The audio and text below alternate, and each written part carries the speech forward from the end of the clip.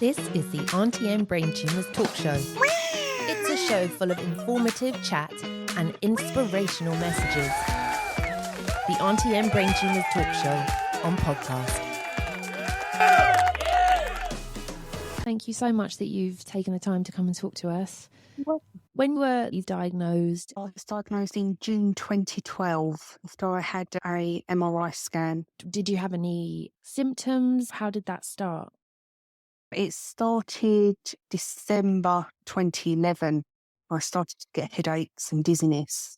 And for 6 months, I went back and forth to the GP, who just kept trying me on different medication, saying that I had different types of headaches and things that he kept throwing at me.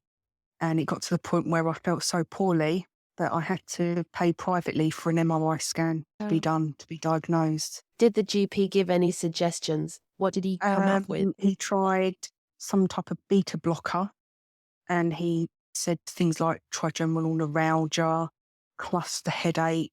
It got to the point where I was literally going back every other day. Just left me on morphine. So then you went to get an MRI. I went to a private hospital to have the MRI scan done. And then the next day, the GP called me on the phone and gave me the diagnosis over the telephone. All I heard was brain tumour. And then you switched off. Yes. Yeah. So when they said that, what did they then direct you to do? He just said to me that he would refer me up to King's College because they have the best neurosurgeons there. So he said he'll get that referral sent and then I'll hear from them. How long did you wait then from there until you got the appointment? That was on the 19th of June 2012, and my first consultation at King's was on the 1st of July 2012. So it's literally a couple of weeks. Oh, that's good. Did they at that point give you an idea as to what you had, what type of tumour they thought it was? Radiographer actually said to the GP that she thinks it is a meningioma. The GP did explain to me that it probably was a benign tumour, which didn't really help me when he explained that over the phone. I think when you first hear it, you haven't got a clue What a meningioma even is. It was really difficult to take everything in.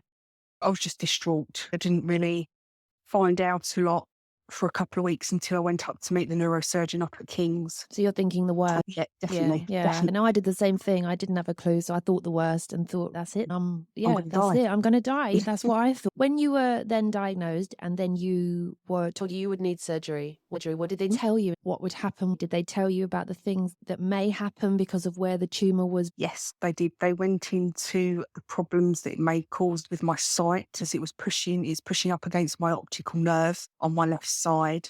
So they said the sight may deteriorate in that. They also explained that they will only be able to debulk the tumour. They won't be able to get rid of all of it during surgery because it's wrapped around my main artery twice. Right. So if they'd cut down too much and they'd just nicked the artery, then I would have died on the operating table. You've had more than one operation. Have they said they'll ever be able to get the whole thing out? I had 2 lots of brain surgery in 2012, one at the end of August and then one again at the end of September, which was called a frontal craniotomy. So I had those 2 done. The first operation was just over 14 hours because my brain was so swollen. So I had to go back in a month later for him to try and finish off what he started, and that was 9 hours. I finished 6 weeks of radiotherapy up at St Thomas's because that is my last chance saloon. Yeah. What is RT like? So there's having the actual treatment done it's not a breeze. You can feel a little bit claustrophobic. It's just like having an MRI scan. Right. You are in and out of the machine within 10 minutes. But with the side effects, I was quite lucky.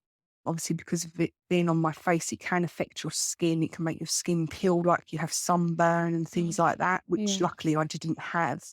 But the worst thing is the exhaustion and the fatigue. I can't do anything at all. How long do you think it will take, or how long has the doctor told you that it may take for you to get yourself back on a bit better and not so many symptoms? The oncologist did warn me that it's going to take another just over 2 months for me to feel this because the radiation keeps on working in my brain on the tumour, even though I'm not having any more admitted to myself. So it carries on trying to eat away at the tumour cells. So it's basically your body's kind of closing itself down because it's trying to regenerate all the healthy tissue that's around that tumour. Had you been left with anything in terms of disabilities? Have you struggled with anything? I still get a lot of pain, head pain. I'm still taking, not all the time, but only when it gets to the point where I can't suffer anymore. I'm still taking, I have to take morphine because there's no other painkillers that really cut it anymore. I've also got something called third nerve palsy from the second operation that I had. What does that mean? Basically, my left eyelid is closed a lot of the time. What have they given you to help with that? Did they suggest a patch? I was quite conscious of my eye being closed, and I thought I'd rather talk about an eye patch, and I had jazzily ones with sparkles on, things like that, to make conversation, because I'd rather talk about the eye patch than my eye being closed. Yeah.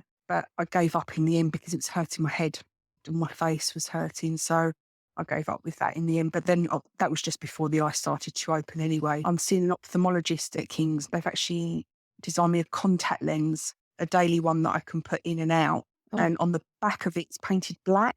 So it looks like my normal eye, but the back's painted black, so it stops the vision, so it stops the double vision. Thank you so much that you've taken the time to come and talk to us.